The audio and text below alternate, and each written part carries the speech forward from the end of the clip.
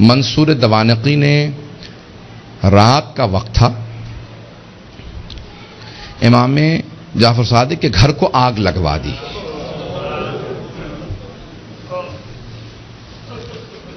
آج کل آپ نے دیکھا روشنیاں ہوتی ہیں، پانی کا نظام کچھ اور ہے. پرانے زمانے میں گھر میں کنواں ہوتا تھا، پانی نکالا جاتا تھا، چراغ ہاتھ میں ہوتے تھے. رات کا وقت تھا، امام کے گھر میں آگ لگا دی. امام کے جو خادم تھے نا وہ فوراً آگ بجھانے لگے. میرے طرف دیکھیے گا، ایک جملہ کہہ دو اس کے بعد صرف 2-4 منٹ 5 منٹ زحمت دوں گا آپ کو مصائب کی. امام کے جتنے خادم تھے نا وہ سب کے سب آگ بجھانے لگے. امام اپنے گھر سے باہر نکلے، گھر میں آگ تھی. باہر نکلنے کے بعد نہ جانے صحن میں کیا دیکھا، ایک دیوار سے ٹیک لگا کے بیٹھ گئے اور زاروں قطار رونا شروع کر دیا. امام روتے جاتے تھے، خادم آگ بجھا رہے تھے. ایک خادم رکا، فوراً دوڑتا ہوا امام کی بارگاہ میں آیا. کہا مولا کیا بات ہے، نہ آپ آگ بجھانے میں مدد کر رہے ہیں، نہ گھر سے باہر جا رہے ہیں، ایک طرف بیٹھ کے روتے چلے جا رہے ہیں. مولا کیا بات ہے، مجھے سمجھائیے کیوں اتنا رو رہے ہیں. کہا کہ مجھے شام غریبہ یاد آ گئی،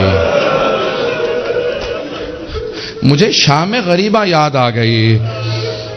کہا مولا اس وقت شام غریبہ کیوں یاد آئی ہے. مولا نے اپنے خادم کو مخاطب کر کے کہا تو دیکھ رہا ہے میری بیٹیاں سر پہ برقعے سنبھالے، کبھی صحن میں اس طرف سے ادھر جاتی ہیں، کبھی ادھر سے ادھر جاتی ہیں، کتنی پریشان ہیں. جب میں نے اپنی بیٹیوں کو صحن میں دوڑتے دیکھا مجھے میری پھپھیاں یاد آ گئیں. کہا مولا کیوں. کہا نام میرے جد حسین سر پہ موجود تھے، نہ میرے چچا عباس موجود تھے، نہ علی اکبر سنبھالنے کے لیے تھے، نہ قاسم، اور سید سجاد میرے دادا بیمار پڑے تھے. جب خیموں میں آگ لگی ہر بی بی تڑپنے لگی، کبھی اس خیمے سے اس خیمے میں، کبھی اس خیمے سے اس خیمے میں. کہ جب ایک مرتبہ سارے خیمے جل گئے، امام سجاد کے خیمے میں مولانا پیش کر چکے، میں شام غریبہ نہیں پڑھوں گا. کہ مجھے شام غریبہ یاد آ گئی. عزیزان گرامی میں صرف 2 روایات پیش کرنا چاہ رہا تھا. پہلے مولا نے کہا مجھے شام غریبہ یاد آ گئی. دوسرے جب ایک مرتبہ عاشور کا دن تھا، امام کے گھر کے اندر عجیب و غریب عالم ہے، امام بیٹھ کے رو رہے ہیں. اتنے میں کچھ شیعہ آئے. کہا مولا کیا بات ہے اتنے محزون ہیں. کہا حکومت اعلان نہیں کرتی آج عاشورہ ہے، میرے جد حسین کی مجلس کا دن ہے. وہ جو شیعہ آئے تھے ان میں سے ایک نے کہا کہ مولا آپ کو مجلس کریں گے. امام نے کہا ہاں. کہا تمہارے بابا مرثیہ کہہ دیا کرتے تھے، اشعار کہتے تھے، تم بھی شعر کہتے ہو. کہا ہاں مولا. کہا میرے جد حسین کی شان میں کوئی شعر کہا ہے. کہا جی مولا. کہا ذرا کچھ مصائب کے اشعار سنا دو. آپ بھی دوڑے پڑتے ہیں نا. امام نے کہا ہاں ذرا کوئی مصائب کا بند سنا دے. کھڑا ہوا پڑھنا چاہتا تھا. امام نے کہا رک جا ابھی نہ پڑھنا. ایک مرتبہ ایک امام نے خادم سے کہا ذرا یہاں پردہ کھینچ دے. پردہ کھینچا گیا. امام نے خادمہ کو آواز دی ذرا میری ماں سے کہنا مجلس میں آ جائے. امام کی والدہ کا نام جانتے ہیں نا سب، حضرت ام فروا. سب جانتے تھے امام کی والدہ حضرت ام فروا ہے. امام نے خادمہ کو آواز میری ماں سے کہہ دے میرے جد کی مجلس ہو رہی ہے، مجلس میں آ جائیں. میری بیٹیوں کو آواز دے دو، میری بہنوں کو بلا دو. سب پردے کے پیچھے آ کے بیٹھ گئے. امام نے کہا اب مصائب شروع کر دے. اس نے مصائب پڑھنا شروع کیا. جب مصائب پڑھ رہا تھا، روایت کے الفاظ میں نے خود پڑھی ہے، مستند روایت ہے، بڑے بڑے علماء فقہا سے سنی ہے. مصائب پڑھتے پڑھتے ایک مرتبہ اس نے آواز سنی کہ امام کی والدہ کے بین کی آواز آ رہی ہے. حضرت ام فروا بین کرنے لگی، ہائے میرا جد مارا گیا، ہائے حسین مارا گیا. بین کرنے لگی. اب امام صادق سے برداشت نہیں ہو رہا تھا، آنسو بہ رہے تھے، ریش تر تھی. امام نے امامہ اتار رکھا تھا، تڑپ رہے تھے. وہ جو مصائب پڑھ رہا تھا نا وہ امام کی والدہ کے خاندان سے تھا. اس نے مخاطب ہو کے کہا اے ام فروا اگر آپ زیادہ روئیں گی نا تو آپ کا بیٹا جعفر الصادق آپ کو دلاسا دینے آئے گا، آپ کو سینے سے لگائے گا، آپ کے آنسوؤں کو صاف کرے گا، آپ کی چادر کو سنبھال کے رکھے گا. لیکن اے ام فروا آپ کی پھپھیاں جب میدان کربلا میں رو رہی تھی، کبھی شمر تازیانہ مارتا تھا، کبھی خولی تازیانے مارتا تھا، بس بھائی اجرکم اللہ میں تمام کر دیتا۔ ایک مرتبہ روایت کے الفاظ یہ ہیں، سارے مدینے والے امام صادق کے دروازے پہ جمع ہو گئے، نہ جانے کیا ہو گیا، اس بلند آواز سے سب رو رہے ہیں، سب دروازے پہ آ گئے۔ امام نے دروازے کی طرف اشارہ کیا، امام نے کہا الباب الباب، دروازہ بند کر دو، دروازہ بند کر دو۔ پوچھا مولا کیا بات ہے؟ کہا میرا چھوٹا سا بیٹا بے ہوش ہو گیا۔ کسی نے پوچھا یہ کون سا بیٹا؟ کہا موسیٰ کاظم۔ امام موسیٰ کاظم بھی برداشت نہیں کرتے تھے میری پھپھیوں کے مصائب اس طرح سے بیان کیے جائیں، رونے کے اوپر پابندی تھی۔ اجرکم اللہ، بس بھائی میں نے تمام کر دیا۔ ایک روایت کے چند جملے پیش کروں گا۔ آج کس کو پرسہ دیں گے؟ آپ نے امام صادق کی مجلس رکھی ہے نا، دو اماموں کو پرسہ دیں گے، ایک 12ویں امام علیہ السلام کو پرسہ دیں گے اور ایک اس امام کو پرسہ دیں گے جس کا جنازہ پل بغداد پہ پڑا رہا۔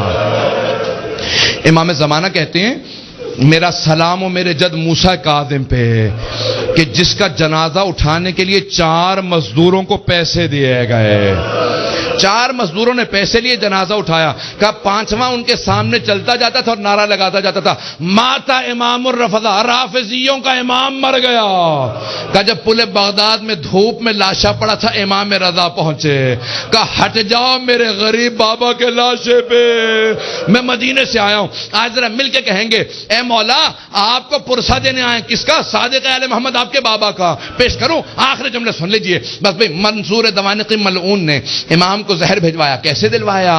جب ایک مرتبہ سادات حسنی کو گرفتار کرنے لگے، 60 سے زیادہ ایک مرتبہ سادات کو گرفتار کیا، امام کے کان میں آواز پڑی، محلہ بنی ہاشم اکٹھے تھا نا، سارے بنی ہاشم اکٹھے رہتے تھے، امام کے کانوں میں آواز گئی، کہا ارے ان سادات حسنی پہ اتنے پہلے ظلم ہو چکے ہیں، دوبارہ انہیں قید کیوں کیا جا رہا ہے؟ امام اپنے گھر سے باہر نکلے، سر پہ امامہ نہیں تھا، پاؤں میں نالین نہیں تھے، بڑی تیزی سے آگے بڑھتے ہوئے امام نے روکنا شروع کیا، کہا رک جاؤ۔ سب کے ہاتھوں میں زنجیریں تھی، پاؤں میں بیڑیاں، بنی عباس کی فوج تھی، سب کو دستگیر کر کے گرفتار کر کے لے جا رہی تھی۔ امام نے کہا رک جاؤ، امام حسن مجتبیٰ کی نسل پہ بڑے ظلم ہوئے ہیں۔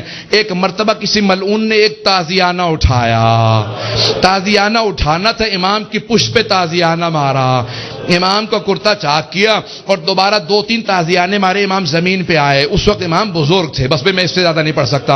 امام نے پلٹ کے ایک مرتبہ ایک جملہ کہا کہ ہم نہیں چاہتے ہمارے جد کے حرم میں خون بہایا جائے، اس لیے ہم اپنے شیعوں کو جنگ کی اجازت نہیں دیتے، تم اس بات کا ناجائز فائدہ اٹھاتے ہو۔